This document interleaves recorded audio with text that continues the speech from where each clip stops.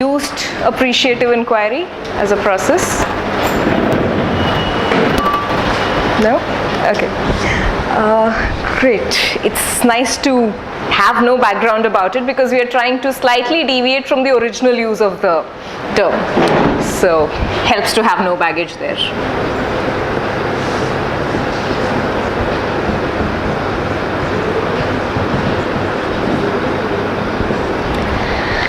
Alright, appreciative inquiry as a concept largely belongs to management theory. It's something that we use in terms of developing organizational culture, in terms of developing communities, societies, very commonly used with NGOs as well. Okay. Or social leaders in the general sense of the term, which could mean politicians, it could mean community leaders, leaders of, not just leaders but the entire community. It could also be any kind of an organizational, corporate or otherwise. However, today we are looking at using this as a motivational tool for self. Okay? We're not talking of applying it to an organizational context, although once you understand the process, if you wish, you may go back to your organizations and also apply it. It's an open, and it's a very simple tool to use. And when we mean organizations, I also mean an organization like a family. It can also be applied to family as a system. Appreciative inquiry comes, if you have to look at the theoretical background, it largely comes from a social constructionist theory, which is, in very simple terms, it's about the fact that the assumption behind this is that there is always hope. No matter what the situation is in an individual's life or a community or an organization's life, there is always hope. It's only a matter of finding it. And this is a process of finding it in a systematic manner. So, of course, we're not running through the whole process. I will run you through the theoretical part of the process, which you will be able to go back and apply. As far as the application part of it goes, we'll do a small part of it as a part of this talk. Okay? Let's start with understanding the term by itself. What does the term appreciative mean to us? Admire, accept, to appreciate, yeah, to praise. To understand the finest part of it. Yes, to understand the finer nuances of a certain thing. See goodness, yes. Yeah. So we're looking at the term appreciate in the broader sense of the term. So one meaning of appreciate is praising, admiring, right? Another meaning is, as he says, understand even the finest nuances of a person or an organization. And thirdly, also the other meaning of appreciate as in to add value. For example, when we say our shares have appreciated over the last 3 years, right? We're talking about appreciate in terms of adding value also. So when we say appreciative inquiry, we're talking about all aspects of appreciation. And the second term is equally important. We're not talking of enquiry, but inquiry. Okay, it's an internal process. We are talking about going into self, and the self could mean an individual like us, or it could mean a community or an organization also. So it's about delving inward to find strength, to find appreciation, and therefore generate hope, and then figure out how do we merge the past with the future. The larger goal of appreciative inquiry is use the past as a tool for the future.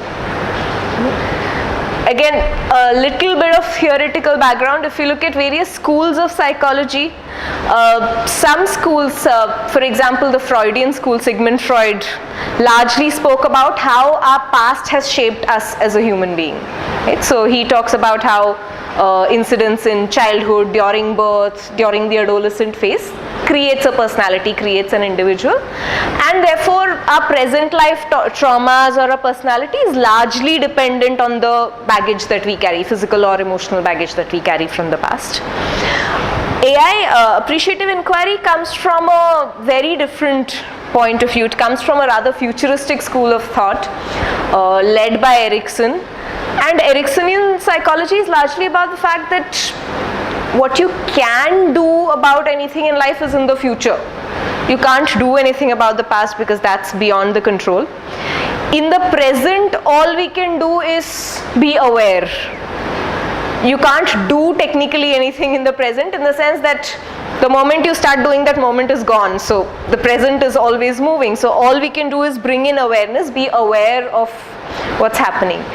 Any planning, any action that can be formulated is for the future, and therefore it's a future focused effort. But at the same time, it draws on the past. It doesn't look at past as a baggage, unlike other schools. It looks at past as an asset from which we can draw things that we want to draw, and the rest of it can be junked away, or in that sense accepted but not really bothered with.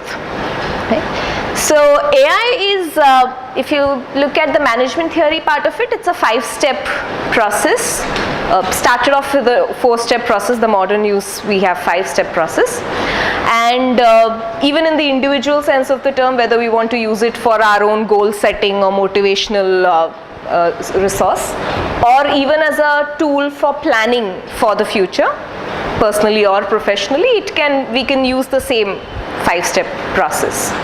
The first step in the process, let's appreciative. The first step in the process is to define. Okay. Now, what do we define? It's about defining our entry into the process. Now, once we start a process, it's necessary that we follow through all the 5 steps so as to be able to completely benefit from it. Of course, even if you stop at step 2, more often than not, a lot of individuals gain a lot of benefit even through that, but I would certainly recommend that you go through the whole process anyway. The first step is simply defining our entry into the process. Now, if we wish to use AI as a tool for motivation, let's say, enhancement, it's, mind you, it's not a self-development tool, it's a social change tool. It wasn't developed as something which is for self-help or self-improvement, because the basis of AI is that there is no problem. And therefore, it's not about improvement, it's not about development, it's about creating change in whatever way we like to. There is no idea of a problem. I mean, and therefore, a lot of us as practitioners say that AI is the opposite of problem solving. Because one basis for problem solving is that first we define something as a problem. Right? Whether it's a person or a situation or an organization, we say this is a problem, and the very label of a problem creates a sense of rejection.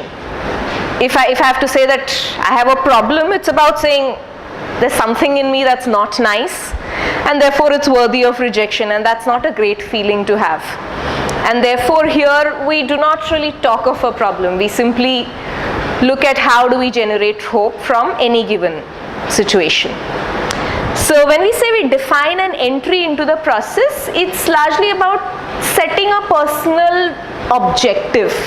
Not a goal, but an objective as to say, why am I entering this process? Why am I doing this? What is the change I wish to create?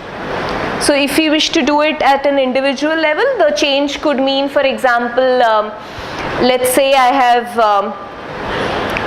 been making X amount of money in my career per year, and this year I want to leap and I want to go from X to, let's say, 2X. Right? So that could be the change I'm looking at. Now, I'm not saying X is the amount X, the original amount is bad and it's a problem and it's less. I'm just saying I'm making X, let's go to 2X or 3X. That's the change I wish to bring about through the process, and that's the reason I'm entering the process. Okay? Or it could also mean change in terms of, let's say, I weigh certain amount of kilos, I want to go to X weight. Okay, or I have certain kind of relationships and I want to move to a different kind of a relationship. Whatever is the change that we wish to bring about in self, or define an objective very broadly. Okay? We're not really defining the path here. We're just saying, okay, X to 3X. Okay? And it's fine to be audacious here. It's about saying that, yeah, if I can imagine 3x, somewhere there is a pathway. It's about finding that pathway. Normally AI is, it can be used individually, in the sense you can sit by yourself and also do this process, but and you will discover why, but usually it works better as a group process. And when I say group, it could also mean a pair. It could be two people also. But it helps to have a sounding board, because we're talking about finding, as we will do now, what are called life-giving forces which exist within us. Now, for us to be able to do that, there needs to be a certain amount of objectivity which comes in with another person who's there. Usually with AI, we prefer that that person is a stranger or someone who you don't know too well, because that makes it all the more objective. If you're sitting with a spouse or with a friend, with a best friend, sometimes a person does come up with some preconceived notions about you, and that may inhibit the process unless the person is able to become very objective by himself or herself. So it helps to have a pair. We'll go through one step of this, and then you can carry it forward theoretically. Okay, as we define our entry, and you can make your own definitions internally. Okay, think about what is the change you wish to bring about at this point in time. It could be absolutely any area: personal, professional, relationships, emotions, physical, anything. Okay, any change that you wish to bring about in the foreseeable future. And what I want us to do is pair up, okay, and preferably pair up with people that you do not know too well around here. And we're going to share an incident, a situation, an experience from your past to the stranger, and you can choose to give as many details as you wish to give. You may or may not share names, and that's your choice completely. What we'll do is we pair up and we share with our partner what we went through in that situation. It's about sharing a story. So it's like saying, you know, when I was 16 years old, I was in college, fell in love with this person. Okay, it's about sharing a story, like how you would describe the story of a movie or a television serial or a book. Okay? So you share that story, and let's keep it to one incident at this point. Otherwise, usually the AI process is a very long process. Here I'm just letting you experience one part of it. So pick out one incident which you think was a major turning point for you in your life. Any kind of a situation, and it could be anywhere from childhood onwards to now. Any challenge, any one major turning point, and what happened to you at that point in time, physically, mentally, emotionally. What happened to you, and what was the outcome of that situation? What happened to you as an individual through that situation? Okay. Now that's what you will be doing, and your partner will listen. Okay. And when we say listening, the first step for listening is stop talking, right? So the partner only listens. And of course, we will swap roles later, but for the moment, one person shares, the partner listens. If as a partner you wish to ask questions, AI recommends only positive probing questions. Okay, positive probing in the sense of saying anything which is appreciative in nature. It's about, let's say if the person says that I fell off from a balcony 20 foot high and nothing much happened. It's not about saying, oh really, nothing happened, 20 feet, right? It's not about questioning the person. It's about saying, oh wow, that's great, I'm glad nothing happened to you. Right? It's about ensuring that even if you're probing, it's not in the gossiping sense of the term. It's not in a sense that makes another person uncomfortable. You may wish to ask questions if you want to, but if the other person doesn't wishes to answer, that's fine. Okay. So let's share one incident. While you share an incident, the partner only listens.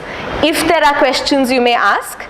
And at the end of it, as a partner, please note down what you thought were the life-giving forces for this person. Okay. For example, let's say if this person talks about a situation where let's say he had a 10th standard examination and had to, some challenge occurred, maybe trains didn't work, there was a strike or something, and he reached the exam hall half an hour late, still managed to somehow get in, started the exam, and at the end of it did manage to pass. Okay, if that was the incident, you can garner as many details as possible about what did the person go through emotionally in that whole process, and then you could draw out life-giving forces. So in this case, depending on how the person's narrated it to you, life-giving forces could mean, for example, presence of mind, the fact that I didn't get bogged down about reaching half an hour late. In fact, I negotiated with the teachers and the supervisors and ensured that I'm let into the exam even if it's half an hour late.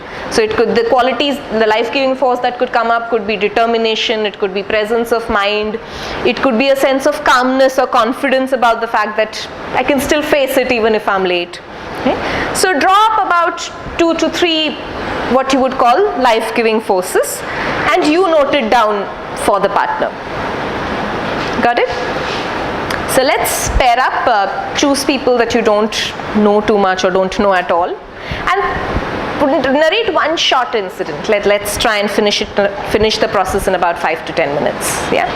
So you narrate it to the partner. Partner listens and simply notes down the life-giving forces. After that, the partner talks. You listen. You do the same for the partner. All right. Let's pair up.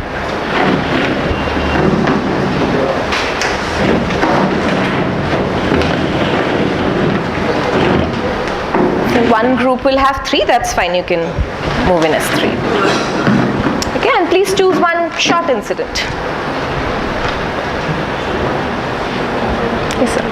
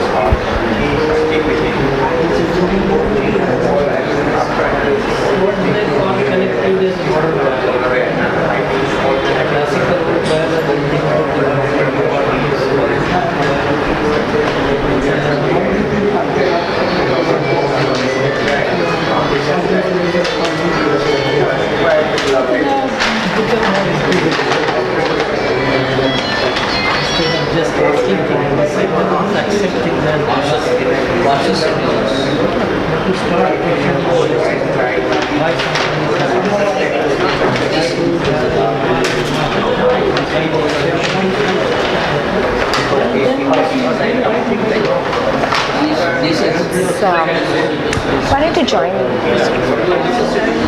They'll tell you. We've started the process. You can join.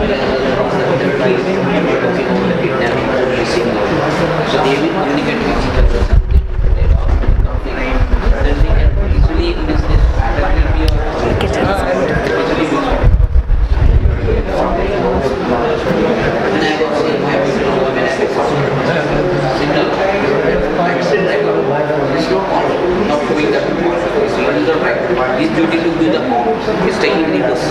Just I am holding him, telling him, you are a driver. Your duty is to signal or something. You are well listening. You are having the speed.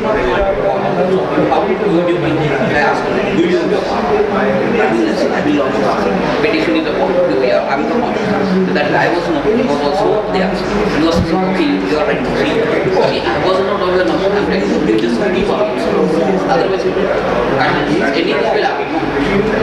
So this way, I just solved the problem. Then also, time on the he was not then after what I was so you just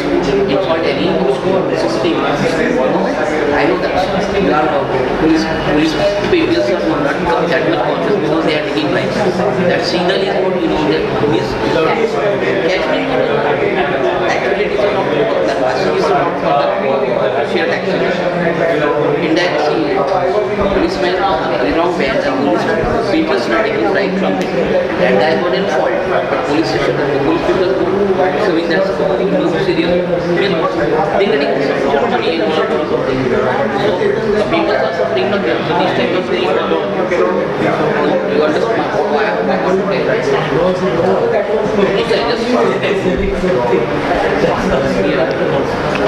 As a person speaks, please, the partners, please make a mental note of the strengths, the qualities that the person displays.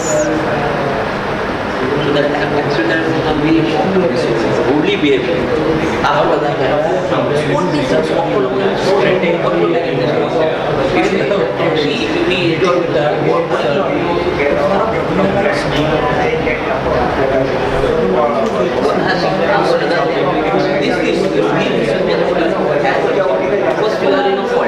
this place is not for the water. And then also you take the reverse.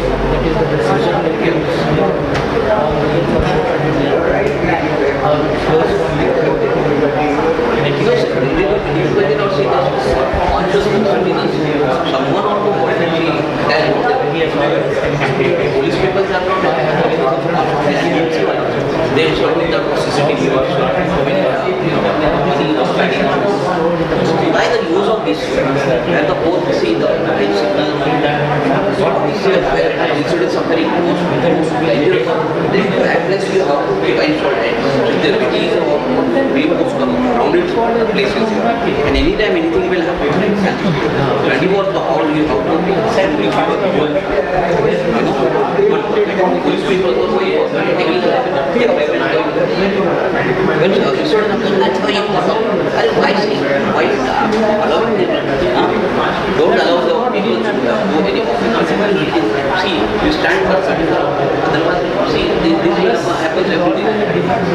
No use of your that CCTV then unless you're just spending money on that burden on the government you have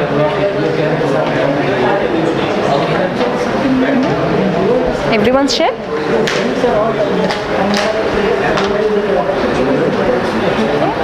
Let's try and quicken it up.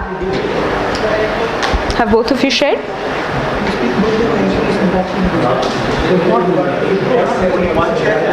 Both. Quick story. How about you? All three are done. Okay. If you're through, you may want to wrap it up with a round of appreciation for the other person. Tell the other person what is it that you admire about that person.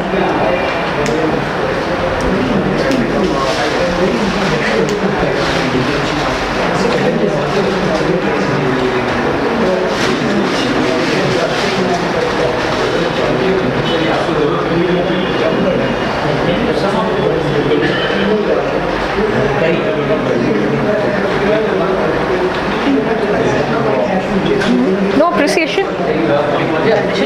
You appreciate it also. Good. Okay. Let's wait for them to finish.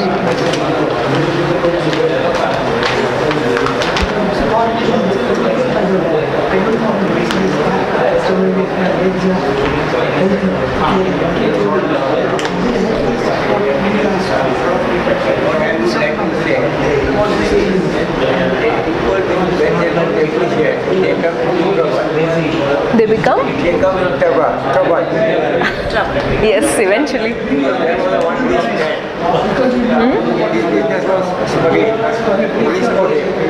Now he gives some intelligence to the police and all that. Because he was paying 50% share to the police. So he thought that he can abuse the police. What the police gives him. And he got up on what he had to appreciate. Sometimes training problems here. Yeah. He will not come to a problem. No, appreciate in a very genuine way. Unless it's sincere, no. That is the only way one can. If the rulers are rulers, you can't go against the ruler. That's true. No, it's not about appreciating for manipulating. Appreciating because you genuinely do. This is a real thing, like I give the name Sarkar, you might have heard it. Like recently, Batra. Sarkar. He was shot in Batra by the police. Yeah. The police said that down is Oh, that's sadly a common thing, no?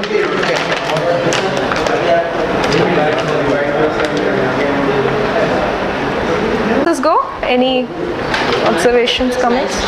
Nice to share. Okay. Did we feel our partners listened well? Yeah. Okay. Now here when you're doing this process, when you do it with your organizations or groups or families, wherever you choose to do this, or even otherwise with a partner for self, this process of sharing stories is pretty much about sharing an entire life story. Okay, so it will take a few hours. This is like a trailer. Okay, so in that case you may, if you wish to, and if you're doing it in an organizational setting, yes, you may want to set up a time limit for that process. If it's a pair, then it's okay, but if in an organizational setting, you may ensure that you're giving it reasonable time, at least half an hour, 45 minutes per person. Right, and then the swap happens there. And ideally here, of course, some groups had 3 people. Please ensure that it's as far as possible a pair of 2. Yeah. So what happens in this process, and which is what I've noted here, is AI is a process of creating a culture, a new culture.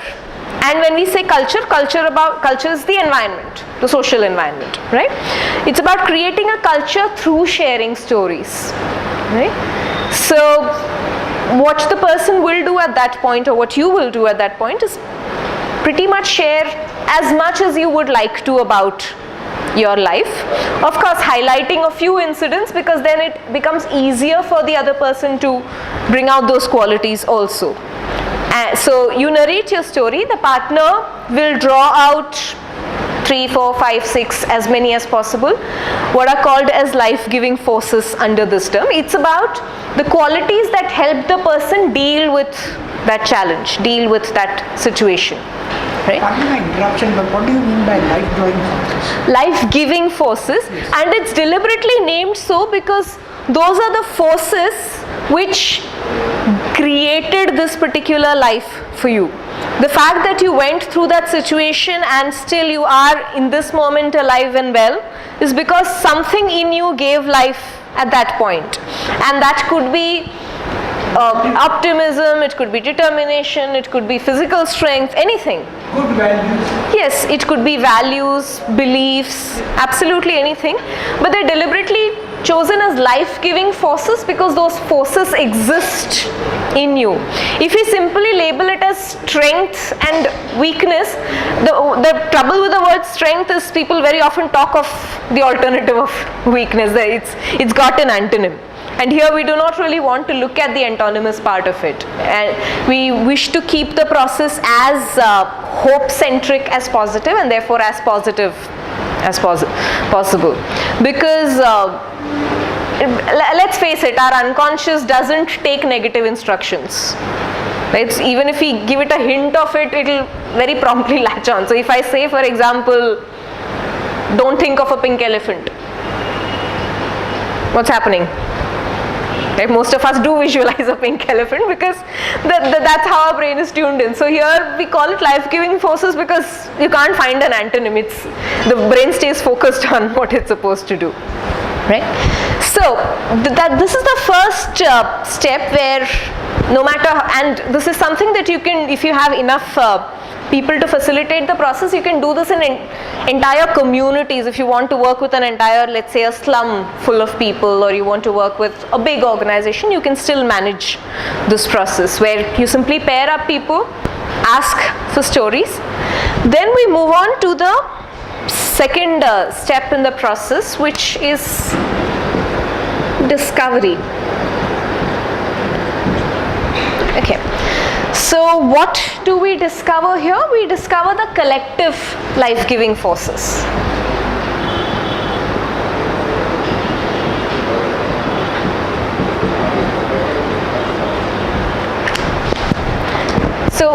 happens in this process, and now on I'm simply explaining the process to you, we'll not do the whole thing here. What we do is then you start pairing up maximum 8 people. Okay, so you start pairing, there will be 2 pairs of 2, so you group up about 3 to 4 pairs max, so that there is a group of 6 to 8 people. Okay, and in that process what would happen is that now that you have narrated your story to the partner narrates the life-giving forces to the group and says that I listened to the story from this person, and the strengths, the life-giving forces that I found are confidence, determination, hard work, whatever is it that you found, right? And the group as a whole lists it. Now that it is said, the force belongs to the group. Right? You're bringing an individual quality into the group, you're bringing it into an organization, into a family. If it exists in that environment, it is there for the others to use as well, right? So it's something that's a shared entity now. If necessary in that process, you may permit people to also share stories. So let's say if I wish to share the story of my partner, I can seek my partner's permission. If that person is comfortable with that story being shared in the group, that's fine. If not, it's okay. Simply narrate the life-giving forces that you have drawn for that person, and that goes around the group. Everyone shares the life-giving forces that they have drawn from their partner, from their partner's stories. Wherever they wish to share stories, it's a very powerful tool. So if people don't have inhibitions about it, you can also let people share that story. Now what happens through that process is you discover the collective strength that exists in those groups, the groups of 6 to 8. We say 6 to 8 because beyond that gets a little unmanageable, because there are too many people talking in there, right? So this is manageable in terms of time and in terms of the attention of the group also. So here you bring it together and the group lists the entire life-giving forces that are present in the group, which could be 20, 25, 30, depending on how much the partners have drawn from their stories. Right? AI normally uses a lot of flip charts. Okay, so carry charts with you if you're facilitating a process. Carry charts with you, even if you're doing it for yourself with a partner. Have some charts where you actually note down those forces. Put it around you in whichever environment you're doing it. If you're conducting a session like this in a hall, it's a good idea to have those forces displayed, because those forces now belong to the group, right? And it's nice to have a visual reminder of what belongs here, what are the strengths that we have here collectively. And now that discovery process is done, the third and a very vital step in the process is dream. What do we dream of? Future. Dream. Meta future. Meta future, or simply the future. Prospects, future. Right? Because what we've culled out in the earlier process of discovery is all the strengths that have, all the forces that are present in the group, and the group could be 2 people or an entire organization. All the forces that are present. Now that those forces are present, what does the group intend to do with it? Right? So here you go back to your definitions, whatever objectives you had in mind as individuals, you can go back to that. Or if there was a collective definition as an organization, the organization wanted to move from this place to this place, you can use that. Normally it's recommended that the first step in the dreaming process is we use what's called the poetic principle, in the sense no verbalizing, no talking. The group simply walks around and you look at all the life-giving forces that are displayed around on the charts. Okay. Again, supply the groups, and this could be the same group, or you could mix around people. It could be the same group of 6 to 8 people, or you could randomly mix around also. It doesn't matter now, because the whole life-giving forces come out in the open. Right? So then again, make them work in groups, give each group a chart, and having seen all the forces that are present in the group, let them draw a future. You give them pencil, pen, sketch pens, paint, whatever is it that you have as drawing material. Very deliberately so, and there's silence in the room, okay? When you do this, even if you're doing it with one partner, there's silence in the room in that moment, because we don't want any judgment coming up through words. If for example, I say that, all right, I need to lose 10 kilos in 2 months, it's very possible that while the other person encourages me, he or she may also say, oh, that doesn't look very possible with your lifestyle, or it's not very healthy, or there are objections that naturally come up given that we are rationalists, right? So at this point, we do not want any hampering any blocks in the process, so let the person draw. Each person, let the person draw it for the collective or for self. What is the changed person, the changed organization, the future that you dream of? Let the dream be drawn by the little groups, okay? After which, if it's a group scenario, you would come up and present it. If it's individuals, you simply share it. What you share is, what does that picture mean to you? You may have drawn of it in your own ways. So share with the other person or with the entire group, what is it that you have dreamt of? Okay, is it possible to perhaps put a timeline to it if necessary? Right? So let the group share it. Please remember that as far as possible, the first step in the process, be silent and draw. That works far more powerfully than verbalizing. The verbalizing can come once the drawing is done, because once that vision is out, then it's far more doable than having objections right up front, right? So draw, paint the future, and then present.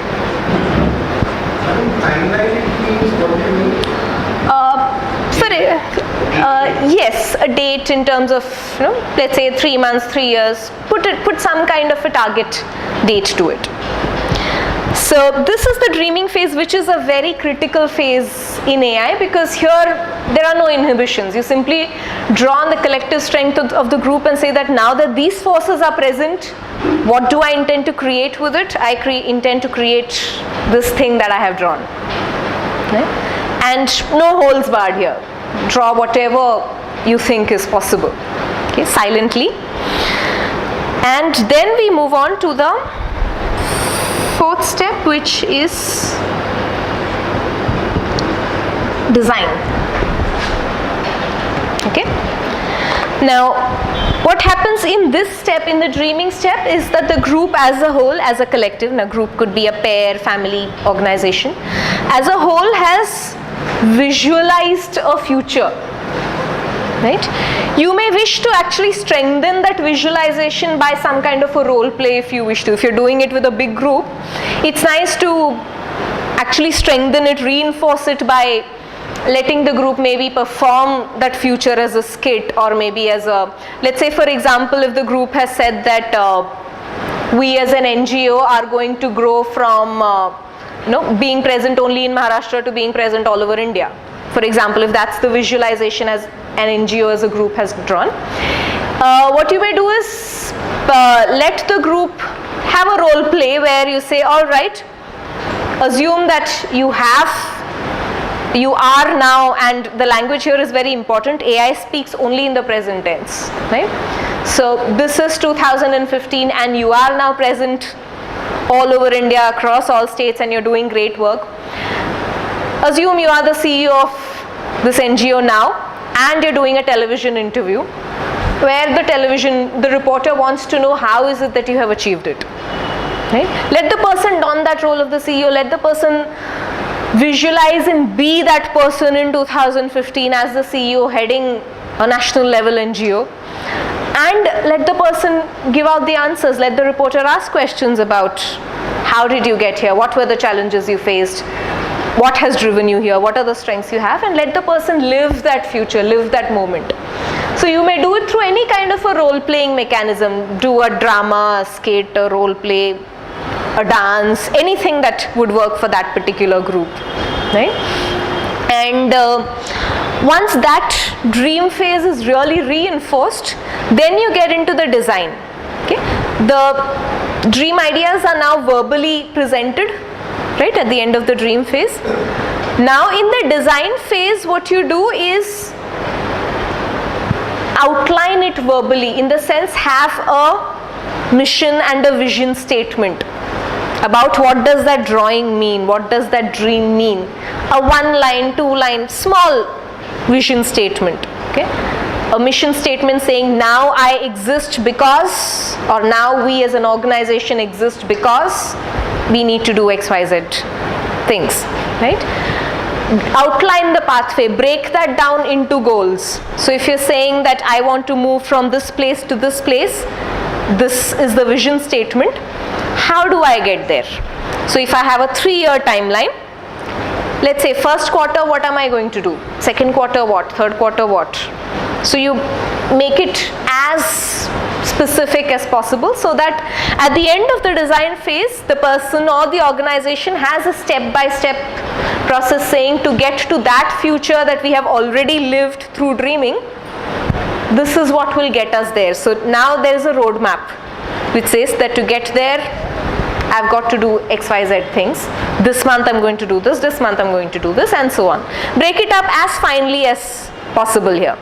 Quarterly or weekly, or depending on the timeline, make it as specific as possible. If you have a goal which is, let's say, something that you want to achieve 3 months down the line, it's nice to have a weekly plan which says that, okay, week 1, this is what I'm going to accomplish. Week 2, this is what I'm going to accomplish. Right? So here you draw a roadmap.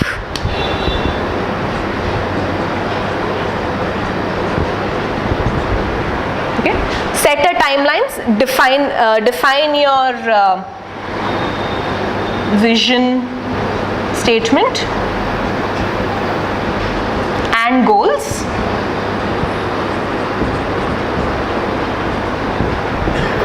Okay, and then there is a roadmap. Again, this is a fairly long process. If you're administering this for a group, please give the group a few hours to actually outline it day by day, week by week, month by month, whichever way it works for the group. If you're doing it individually, again, try and be as specific as possible, right? Technically, of course, the process ends here. The final step here would be what we would call destiny. Okay. Destiny in the sense you've envisioned that future, you've lived that future, now it's about getting it inward. It's called destiny, or sometimes it's also called the final achievement part of it. Doesn't mean leaving it up on luck. Doesn't mean? Leaving it up on luck. No. Here when we say destiny, it's about bringing in that destiny. You've already gone to the future. In the dream phase, you have gone into the future. Right? It's not about dream in the fuzzy sense of the term. We've gone down into specifics. In the design phase, we've actually listed down minute details about how we are going to get there. So here it's not really about leaving it to luck at all. In fact, it's as concrete as it can get. So this is about ensuring that this roadmap is followed. A tool that can help here is to have what one would call an accountability partner. Okay, this could be a person, or if it's an organization, it could be a team which is responsible as an accountability partner.